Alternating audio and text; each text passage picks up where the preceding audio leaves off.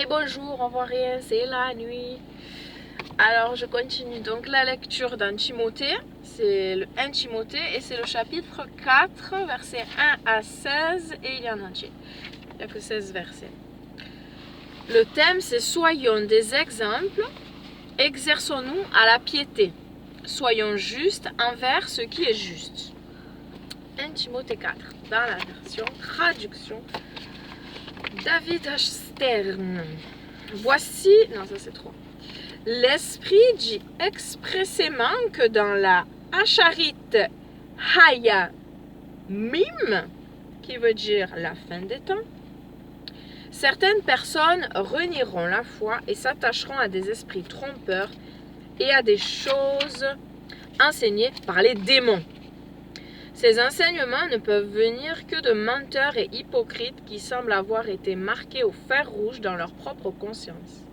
Ils interdisent le mariage et demandent de s'abstenir de certains aliments que Dieu a créés pour être mangés avec reconnaissance par ceux qui ont confiance en Dieu et qui connaissent la vérité. Car tout ce qui a été créé par Dieu est bon et rien de ce qui est reçu avec remerciement ne doit être rejeté, parce que tout est rendu saint par la parole de Dieu et la prière. Si tu exposes ces choses aux frères, tu seras un bon serviteur du Messie, tu montreras que tu as bien assimilé les paroles de la foi et du bon enseignement que tu as suivi.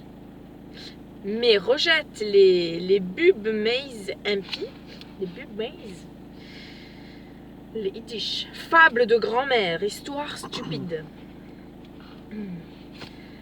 Et exerce-toi à la piété, car bien que l'exercice physique ait une certaine utilité, la piété est utile à tout, puisqu'elle a la promesse de la vie présente comme celle de la vie future. Voici une déclaration qui est digne de confiance et qui mérite d'être pleinement acceptée. C'est en effet pour cette raison que nous peinons et luttons. Nous avons mis notre espérance dans un Dieu vivant qui est le libérateur de toute l'humanité et surtout de ceux qui ont mis leur confiance en lui. Commande et enseigne ces choses. Que personne ne te méprise à cause de ton jeune âge. Au contraire, sois un exemple pour les croyants dans tes paroles, ta conduite, ton amour, ta confiance en Dieu et ta pureté. En attendant que je vienne, accorde toute ton attention à la lecture des Écritures en public. Ne néglige pas ce don qui est en toi et qui t'a été donné prophétiquement lorsque le collège des anciens a fait sur toi une smika, une imposition des mains, ordination, imposition des mains. Applique-toi à ce travail, donne-toi entièrement à celui-ci, afin que tes progrès soient manifestes à tous. Prends soin de toi-même et de ton enseignement. Persévère dans ces choses, car en agissant ainsi, tu te délivreras toi-même et ceux qui t'écoutent. Alors, la question de méditation. Petite lecture, 3 minutes 30. Tout comme je surveille mon poids ou mon budget, est-ce que je veille sur moi-même en ce qui concerne la fidélité à Dieu et à la piété? On se pèse tous les matins? En ce moment, oui. Mais normalement, non. Mais oui. Alors, on fait attention à notre poids. Est-ce qu'on veille à notre piété? Est-ce qu'on fait plus attention à notre corps qu'à notre âme? Ouh, ça va pas. Que nous fassions bien attention à notre âme, nourrissons notre âme, et voilà. Et comme le verset a dit, le sport est utile à peu de choses, mais la piété à tout, pour cette vie et celle d'après. Alors c'est la piété, l'âme, qui est plus importante. Merci Seigneur. Et dans cette lecture-là, souvent, les gens vont te justifier que tu peux manger de tout par rapport à ce verset qui est là.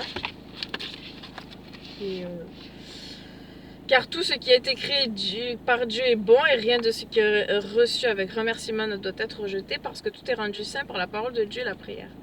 Mais on voit bien que juste le verset d'en haut, il parle d'un certain groupe.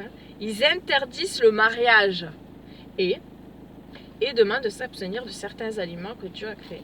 Et donc si on cherche à savoir qui sont ces gens-là, c'était un groupe donc qui interdisait le mariage et interdisait aussi, je crois, je sais plus, en tout cas ça ne me concerne pas, qui interdisait de manger la viande.